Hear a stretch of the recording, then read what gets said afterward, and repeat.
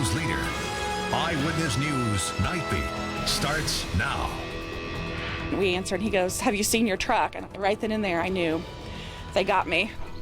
That feeling is shared among nearly 24 other families tonight after they found someone had broken into their cars and trucks and stolen their belongings. And tonight we're getting our very first look. The thief caught on camera during that crime spree that hit 5 different neighborhoods. Eyewitness News reporter Emily Longnecker on the new evidence tonight and the very personal item that one woman feared was gone forever. Andrea Snyder never pictured herself driving a truck, but when her father passed away almost 3 years ago, I wanted my dad's truck, so I inherited it, and it's special to me. That's why Snyder was so upset when she woke up Thursday morning to Avon police knocking on her door. We answered, he goes, "Have you seen your truck?" And right then and there, I knew they got me. Someone had broken out the back window on the driver's side of Snyder's truck.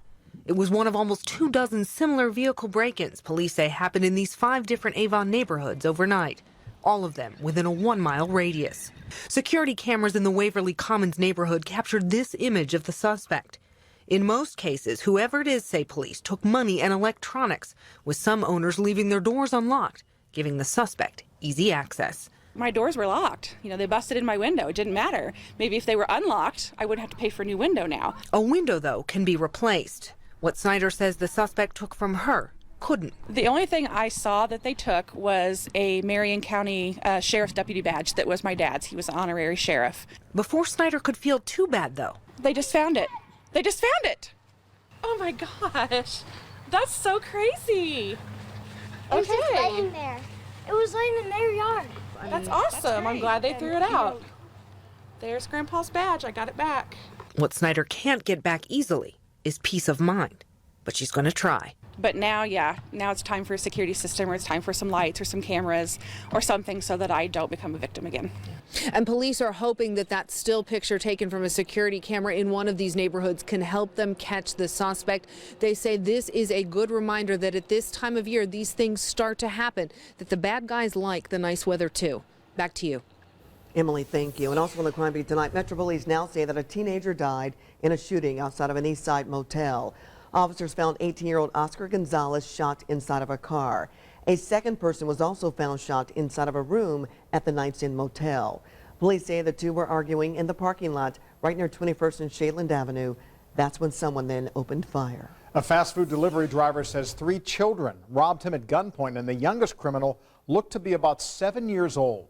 The man was dropping off an order at the Oaks of Eagle Creek Apartments near 56 and I-465.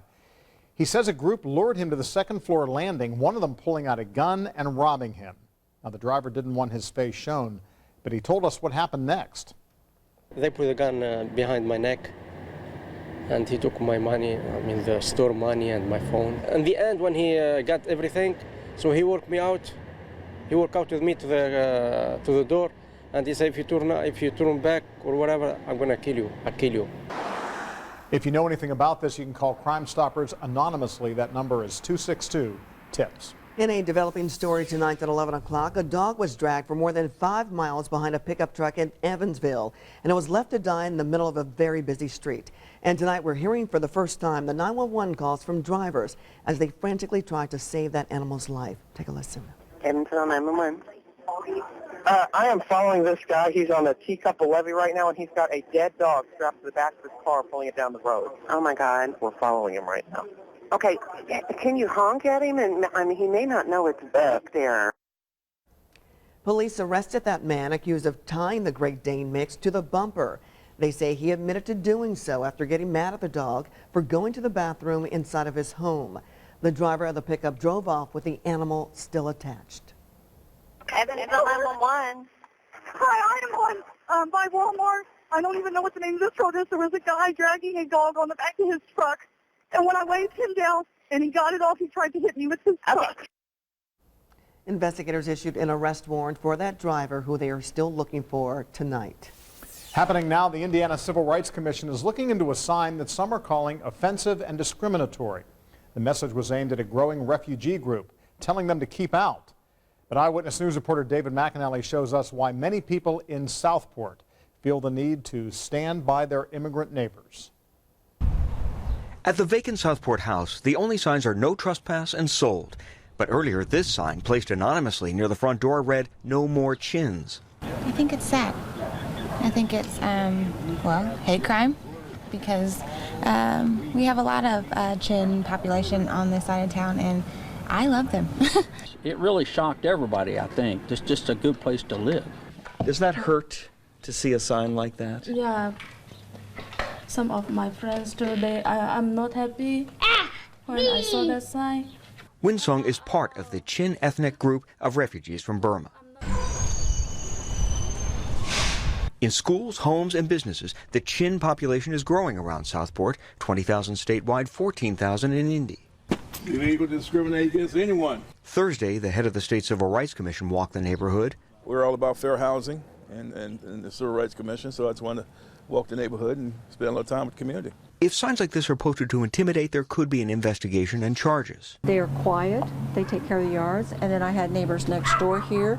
One neighbor told us that so many Chin people came at the same time that a lot of people put their houses on the market and they all sold at once at low prices, and that lowered housing values in the neighborhood, and people got concerned about that.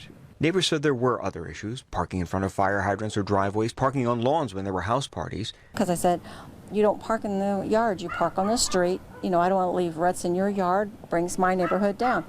They stopped doing it.